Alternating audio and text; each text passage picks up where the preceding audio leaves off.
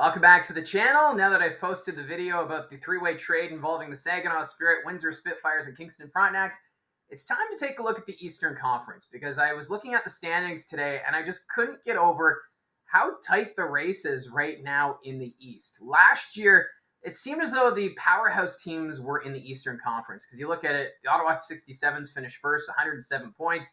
The North Bay Battalion second with 99, and then the Barrie Colts, they had 93 points in third.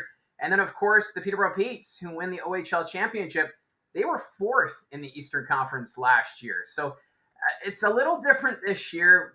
At the start of the season, a lot of people were predicting a lot of big teams coming out of the Western Conference. The Saginaw Spirit were a favorite, so were the London Knights. And then the East, everyone was like, well, maybe the Sudbury Wolves just because of the roster they have returning.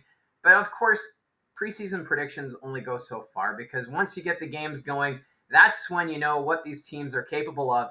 And looking at the standings, only 5 points separates the first place Mississauga Steelheads and the ninth place Oshawa Generals. And then you look at what's going on in the Western Conference. It's a 12-point difference between the Kitchener Rangers in first and the ninth place Owen Sound Attack. So quite the difference between the two conferences. And I guess at this point, it's safe to say that the power appears to be in the West, and the East, maybe it's up for grabs. So I just wanted to go through the East because I think really any of the teams have a shot at winning the Eastern Conference the way things are right now. There will be trades between now and the deadline, and teams will start to pull ahead or maybe fall back a bit. But right now, with how close the standings are on the day of recording, I just wanted to go through it because it's fascinating because Mississauga and Peterborough, they're your division leaders right now.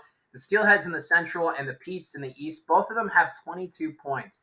The Petes, though, they're the lowest scoring team in the OHL, 46 goals for, which is mind-boggling for a team that's right now first in their division. While the Mississauga Steelheads, they're first in penalty minutes. Just trying to wrap my head around that. A first-place team with first in penalty minutes. Mississauga also coming back to maybe reality a bit. They've been 5-5 over their last 10 games. So interesting stuff there at the top of the conference right off the hop. And then you've got the Sudbury Wolves. As I mentioned, they're viewed as the favorite to win the East, but injuries and inconsistent play have been a bit of an issue. Right now, Sudbury on a 3-game losing streak. They lost in Sault Ste. Marie last night, 7-4. And of course, the Greyhounds, the first place team in that West Division. And I think for Sault Ste. Marie, they kind of let up in that second half of the game, which allowed Sudbury to put up those 4 goals. So a little disappointing for Sudbury. You would have thought that you're playing another division leader. It's your Northern Ontario rival that you'd want to have a bit of a statement game, but fell flat in that one. So the Sudbury Wolves, some issues there.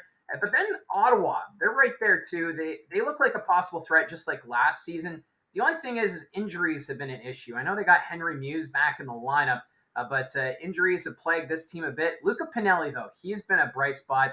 15 goals, which is putting him first in goals for in the Eastern Conference. Pinelli, of course, getting back-to-back hat tricks last week against the Barrie Colts in one of the games. And he's been a great player for Ottawa. And I think for the 67s, if they're going to be taking top spot in the East Division, they're like right there, right behind Peterborough. It's going to go through that offense, and I think Luca Pinelli is up for the challenge. But don't count out the Kingston Frontenacs. They were just a part of that 3-way trade today, getting McNamara from the Spirit and then sending Outwater to Windsor. I think a change of scenery is going to be good for McNamara. The guy has a nose for the net. He's had so many chances with Saginaw, just not able to find the back of the net yet. And for the Frontenacs, they're 6-2 since Troy Mann took over as head coach for the Frontenacs. They're buying into the system right now, and it's paying off. They're 2 points behind Peterborough for first place in the East Division. Who would have thought after that slow start from Kingston that we'd be talking about them potentially becoming a first-place team in that East Division, let alone the Eastern Conference? So I'm really liking what Kingston's doing. They're riding a 3-game winning streak and just picked up McNamara, which I think is going to be a good help for them. And then the North Bay Battalion, they're an interesting bunch. They got off to a really hot start, but they lost Dom DiVincentis to injury, and they might get him back in the lineup this weekend. There's positive signs that DiVincentis could be ready to go. But it just feels like it's a bit of a speed wobble right now for North Bay. They've got Van Steensel and Romani and Dalen Wakely. I think this is a good team. Of course, they have Ty Nelson on the back end as well, who might be one of the top defensemen in the OHL. For the Battalion, you kind of got to wonder, are they going to sell off a bit before the OHL trade deadline, recoup some of those picks, and maybe look to next season or the season after? But still, if they're in the thick of it, why not maybe add some depth or stay the status quo and see what this team's capable of? Because North Bay threatening for top spot in the Central. Brantford, they're right there as well. The Bulldogs, they've got points in 4 straight games. Nick Lardis, he's had a great run of late, including 3 goals in 3 games, so 5 goals in 3 games, and he got 2 in 10 seconds against the Peterborough Petes on Sunday. So Nick Lardis, he is turning it on, and don't count out the Brantford Bulldogs. I know they've been outside of the playoff picture for most of the start of the season, but they've been putting up points. They got the big win against the Sarnia Sting last night. And I think Brantford is starting to show their true colors. So look out for the Bulldogs. And then there's the Barrie Colts, a bit of a Jekyll and Hyde team. They're riding a 3-game winning streak coming into today. They play the Niagara Ice Dogs tonight, so it could be a 4-game winning streak by the end of today. But they're only 5-5 in their last 10 games, but still, they're within striking distance. It just goes to show how close these teams are. And then the Oshawa Generals, I mentioned, they are 9th right now in the Eastern Conference. Callum Ritchie, he's back in the lineup and healthy. Connor Lockhart picked up from Peterborough. I think that's going to be a huge pickup for them. So I think the Oshawa Generals, they're another threat in the East. If the Kingston Frontenacs, take a step back, same thing with Peterborough, look out for Oshawa. I think the Generals are another team that could threaten in that East Division. Like I said, the Eastern Conference is so wide open. They've also been getting some good goaltending from Jacob Oster between the pipes. And they're only 5 points out of first place for being a 9th place team. So it just goes to show how crazy the Eastern Conference standings are right now. It is so close.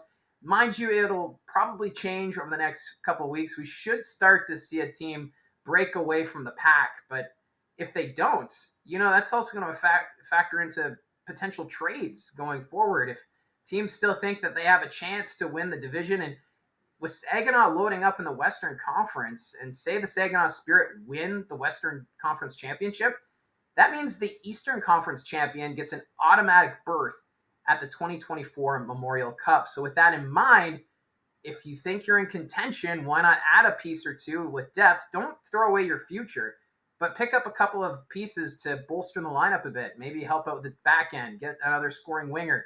And I think the potential's there. And I think any of those 9 teams right now, if you're looking at the way the standings are, they've got to think that we've got a shot. And who would have thought that a 9th place team would be 5 points out of first place at just past the quarter mark in the OHL regular season? So I was looking at the standings. I wanted to go over it because I think it's fascinating how the East is looking right now. It makes it a lot of fun with the parity in the conference, and we'll have to wait and see what happens next. Let me know in the comments section down below your thoughts on the situation in the OHL's Eastern Conference. Who do you think is going to take the division, the Central or the East? Or maybe who do you think is a little disappointing right now? Let me know in the comments down below. Love the interaction.